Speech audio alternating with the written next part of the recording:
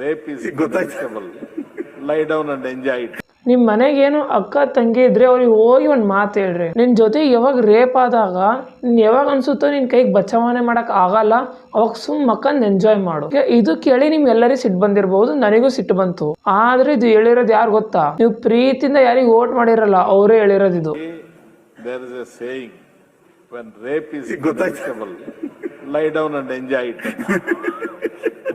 ಈ ವಿಡಿಯೋಲಿ ನೀವು ಕ್ಲಿಯರ್ ಆಗಿ ನೋಡ್ಬೋದು, ನಮ್ಮ ಸ್ಪೀಕರ್ ನಗಕತ್ತಾರೆ, ಎಲ್ಲರೂ ನಗಕತ್ತಾರೆ.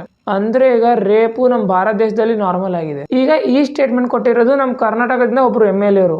ಈಗ ಇಡೀ ಭಾರತ ದೇಶದಲ್ಲಿ ಎಷ್ಟಿದ್ದಾರೆ ಎಲ್ಲ ಇನ್ಫ್ಲೂಯೆನ್ಸರ್ ನಮ್ಮ ಕರ್ನಾಟಕ ಸ್ಟೇಟ್ ಮೇಲೆ ಎಷ್ಟು ವಿಡಿಯೋ ಮಾಡಿದಾರೆ ಗೊತ್ತಾ?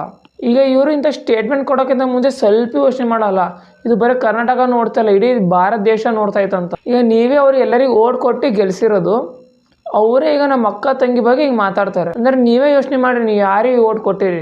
ಈಗ ಶೇರ್ ಆಪ್ಷನ್ ಮತ್ತು ಕಮೆಂಟ್ ಸೆಕ್ಷನ್ ಎರಡೂ ಇದೆ. ಮುಂದೇನು ಮಾಡಬೇಕು ನಿಮಗೆ ಗೊತ್ತಿದೆ, ನಾನು ಏನು ಹೇಳಲ್ಲ. ಧನ್ಯವಾದ.